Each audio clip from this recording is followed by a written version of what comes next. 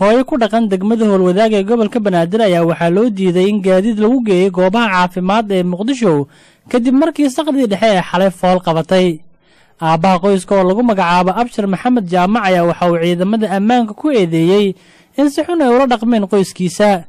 Isagoo la hadlaya dhacdo.com waxa uu yiri magacaygu waa Abshir Maxamed Jaamac, waxaan deganahay xaafadda Ceelhinde ee degmada Howlwadaag. Xalay waxaana qabsatay xaalad adag xilli fool ay qabatay xaaskeyga. wiil tagsiilo ka ah mooto bajaaj ayaan saqdii dhexe xalay ku garaacnay gurigiisa oo ku yaala xaafadda Ceelhinde, waxaana ka codsanay inuu xaaskeyga u qaado isbitaalka Daarushifa ama isbitaalka Madiina maadaama ay fool tahay. wixii aan baryada ku celcelinaba waa uu naga ogolaaday, laakiin maxaa nagu dhacay? waxaa nagu dhacay annagoo marayna agagaarka waddada shaqaalaha in rasaas ay ooda nooga qaadaan ciidamada dawladda iyadoo wax digniina aysan na siinin. waan qaylinay waana isu sheegnay, waxaan u sheegnay inaan wado xaaskeyga oo foolanaysa islamarkaana aan u wado isbitaalka Daarushifa.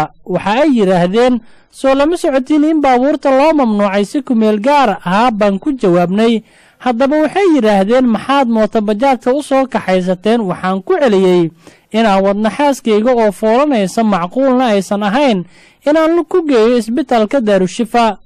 wadahadal dheer kadib waxa ay yidhaahdeen waxaa idin furan inaad lug ku geysaan iyo weliba inaad dib u laabataan. gaari meesha yaalay oo ciidamada dawladda ay leeyihiin ayaan ku yidhi bal gaarigiina nagu geeya isbitaalka, laakiin way naga diideen, waxayna nagu qasbeen inaan lugayno.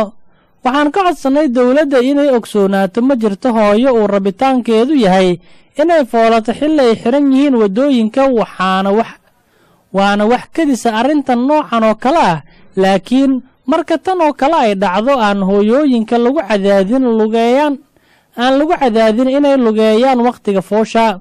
dhanka kale culays xooggan ayaa la soo darsay dadka eheladooda kula jira cisbitaalada magaalada Muqdisho, kuwaa oo ay ku adkaatay in xubnaha qoyskooda ay cunnada ugu geeyaan cisbitaalada waddooyinka oo xiran awgood. tusaale, qoyska degan degmooyinka Xamarweyne, Boondheere, Wardhiigley, Xamar Jajab, Waaberi, Hodan iyo Daaniile ayaa waxaa ku adag inay lug ku gaaraan cisbitaalka Madiina iyo weliba isbitaalada kale ee ka fogfog degmooyinkaas. shacabka ku dhaqan magaalada Muqdisho oo iyagu jecel in si nabdoon ku qabsoonto doorashada madaxtinimo ee dalka ayaa waxa ay haddana jeclaan lahaayeen in si dhow loo eego hooyada iyo weliba dhallaanka ku jira cisbitaalada iyo weliba dadka waaweyn ee isbitaalada lagula tacaalayo xaaladooda caafimaad.